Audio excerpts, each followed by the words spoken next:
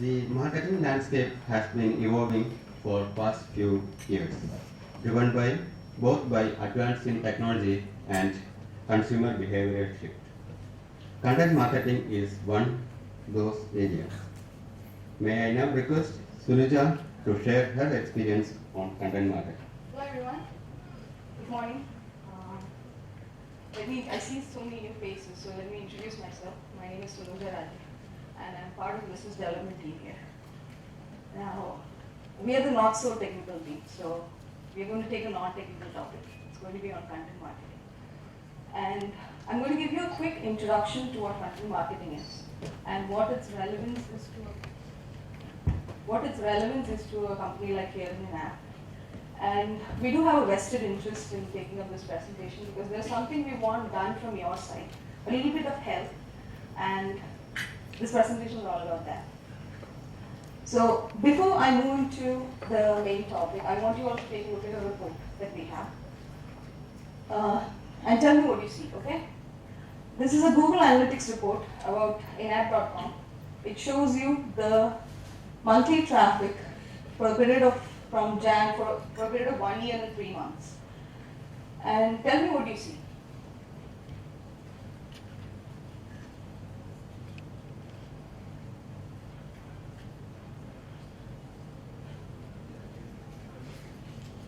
Anyone? Alright, let me answer it myself. Okay, if you look at this particular area, there is a jump in traffic. From October 14th onwards, there's a huge jump in traffic. Earlier it was less than 100, but then suddenly it moves to thousands. Why? So what did we do differently to bring about this change in traffic? Now, one of our goals last year was to improve in-app's web presence. Now, this is not a quantifiable goal, but we took it up as more like a housekeeping. There were many multiple accounts for Google, for in-app and Google and all, so we want to clean that up. And there are different aspects of improving web presence, but we focused on a few of them. One was to have a new website, and we made it responsive. This website was launched on October 1st, 2014. So you can see the time coincides with the jump in traffic. And secondly, we focused on SEO. SEO stands for Search Engine Optimization, which means that basically these are practices or strategies to improve your ranking in Google search pages or any search engine for that matter. Thirdly, we started sharing content in social media. That is all that's happening within the company. We started sharing it in Facebook, Google Plus, and Twitter. And LinkedIn, we kept it more formal. And we started sharing certain articles, latest in technology articles, some of the blogs which were written by a technical team, all that we started sharing in social media. And then we linked this with our Inspire newsletter, which is a monthly newsletter, which is circulated both to employees and also to some of our clients and prospects. Fourth, we started using Google Webmaster, which is a free tool by Google to tweak the performance of our website. So the result of all this is what you see is the increased traffic. And interestingly, we started getting inbound leads. Now, this is very interesting to us because people started coming to us asking us, would you mind doing our projects? Now, that was a new move. So just by a few changes in the website and sharing content, we were able to bring about this change. So this all happened in last year. Okay? So in order to understand what content marketing is, you have to know a term which is called inbound marketing. And in order to understand that, you should know how old school marketing works. That's the kind of marketing which is there when we were taught, way back in 2003. That's a time when you didn't have any Facebook. Probably the only thing you had was Orkut and MySpace. Now, how old school marketing is also known as outbound or traditional marketing. And what happens is, typically the marketing department is given a budget. And we use that budget to broadcast our message. And basically we're trying to interrupt people and give our message. Okay, the means of doing that is advertisement, cold calls. What you do is you give money to the telemarketers and ask them to spread out our messages. Or you buy an email list and send out bulk emails. Or you give the entire money to Google and invest in pay-per-click. Now there is a problem with this kind of marketing. It is disruptive. I can give you an example. I have an account in ICICI Bank, and every month, like clockwork, I get calls from them asking if I want to invest my money in mutual funds. Now this is disruptive. I don't want to listen to that. And people are more informed now. If you want to make a purchase, what is the first thing that any of us would do? We would search in Google. So people are more informed now. They know how to block you out. They are probably enlisted in do not call me list or spam, and they have spam filters in your email. So your message is basically not reaching them. Thirdly, it's costly because you're investing your money in so much, and your basically customers or your target market is basically blocking you out. And advertisements are basically temporary in the sense that they have your attention for a short period of time, and once the advertisement is gone, you are no longer interested. So what's the better way? And they say it's inbound marketing. Now, why is inbound marketing so important? Because it takes this whole idea of marketing, which people consider to be so evil and bad, and it basically turns it around and makes it a marketing which people will love. Why? Because it is all about attracting people to your company or brand rather than moving your way inside to their lives. And how do you do it? By creating content that is helpful to the customer. And this is all about what content marketing is. And how do you do it? Now, inbound marketing is all about content. It can be blogs. Blogs is what we did precisely. We had a company blog, and we asked a few members in the technical team to post blogs in it. And that's how we brought in the traffic. Now, it can be interactive tools. I know many of you are online shoppers. If you have ever shopped in Jabong, there is an interactive tool which lets you decide the size of your dress based on your measurements. Now that's an interactive tool. There are other tools as well, like tools which helps you grade your website. Now photos and infographics. Photos, infographics are basically a visual representation of a complex data or information, basically to convey a message in a short form. For example, the history of internet in one single image, or the products that Apple has ever developed. Or it can be anything. It can be a subway map or anything. Videos and podcasts, the YouTube channels most companies have. Right now this is being recorded, and this will be uploaded to YouTube, our channel.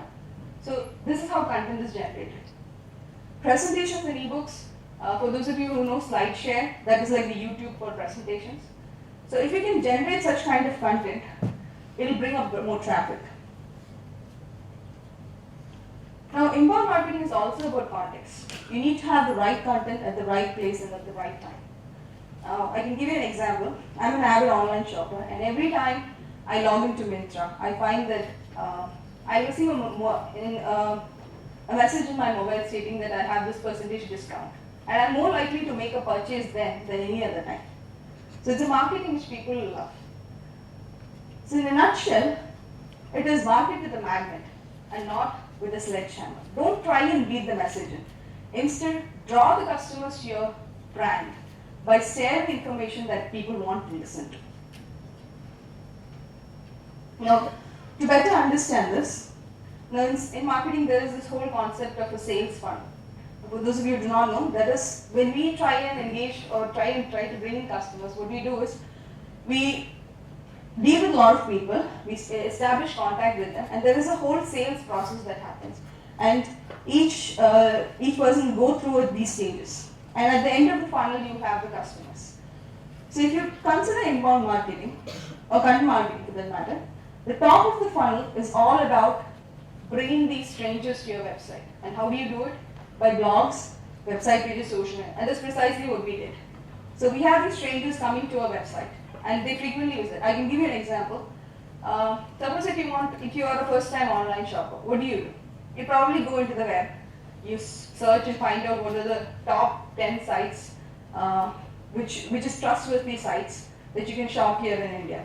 You probably do that. You probably stumble across an article which is written in NDTV which talks about the top 10 sites. And you take that, and suppose Myntra and Jabong comes in that. You go to their website, you do a little bit of due diligence, you research about them, you search you visit their FAQ pages, you find out how their return policy is. So that is the information that comes in website pages. So now you become the visitors. Now it's about the middle of the funnel. Now once you are a visitor there, you need to turn these visitors into leads. And how do you do it is by these features.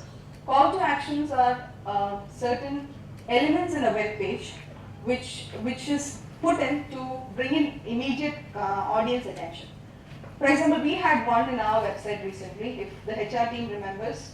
It was, there were walk-in interviews here, and we want to put in a call to action message in our website. So we had walk-in interviews and join us. So that's call to actions. And once you have those call to actions, the next stage is the landing pages. You need to capture the information of the people who are coming there. And how do you do it is by using landing pages, which are lead capture pages, which require you to register with them. For example, in Myntra, call to action will be register with us, and probably you will get a 1,500 gift voucher on your first purchase. So that's call to action. And then when you click that, you go to a landing page where your information is captured. And then they constantly correspond with you, telling that, okay, we have this offer, these are the products that have newly come in, so what do you want to buy? Now the bottom of the funnel is about nurturing the leads that the customer faced. So here a bit of analytics in CRM happens. CRM stands for Customer Relationship Manager, is this application. And here, based on your preferences or purchase history, mails are sent to you. And then they keep nurturing this thing so that you are forced to make purchases again and again. So the mantra is quite simple. When you use inbound marketing, customers will come to you. Now, this is not a new phenomenon or something that came up recently. It was there earlier. Earlier it was known as permission marketing. But now the popularity is because of various reasons. One is the use of social media. The second is because Google changed their algorithm a couple of times so that the importance started going to the content. And also because of this particular software, which is, in fact, the term inbound marketing is coined by this person, Brian Halligan. It was a research paper in MIT, and what they did is they launched this particular product in 2006. This is an all-in-one marketing software which takes care of all aspects of inbound marketing, right from building your website till analytics. So if you remember the sales funnel, the top of the funnel is about bringing the strangers to your website. So these features of the application take care of that. And the middle of the funnel, which is about converting them into leads, these features take care of that. And lead management analytics is all about the bottom of the funnel, where it's more nurtured and customized mails are sent to you. Now interestingly, our team, one of our teams here, which is Sheikh and their team, they have implemented this for one of our clients, this Impulse CMS project. Instead of HubSpot, what they have used is they've used Marketo. And they have put in Salesforce as a CRM application, and for analytics they use Google Analytics. Now, if you want to truly understand the power of content, you have to know the story of this guy.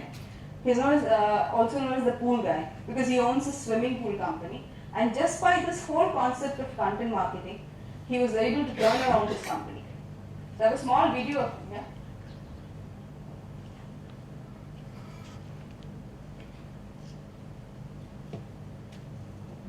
I had two friends that had just started a swimming pool company. They approached me and said, hey, we've just opened this little pool store.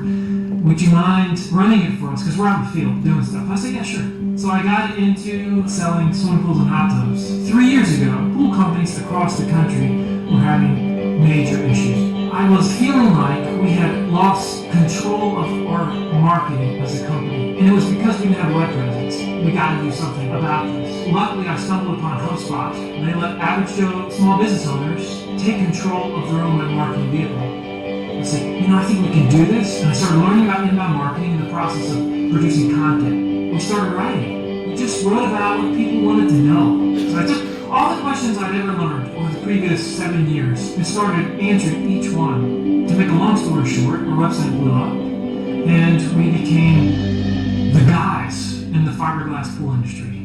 At the end of 2009, I started the sales line, which was my platform to teach the world what I had learned through my successes and failures as a small business owner. That went from a total web dummy to creating this site that was the #1 swimming pool site in the world, to now having the opportunity to teach businesses, no matter what the industry exactly how they can have success through content, and it's a cool ride.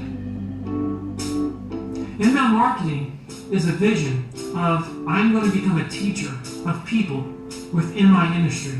Tell the customer something they didn't already know. And from the content comes the trust. And then from the trust comes the leads. And of course, from that comes sales. So you see, content is, so powerful that it can turn around companies. And keep in mind, it is not the tool that matters. It is the quality of the content one. So it doesn't matter if you have HubSpot or Marketo, if you emulate HubSpot for our clients. It is the content that really matters.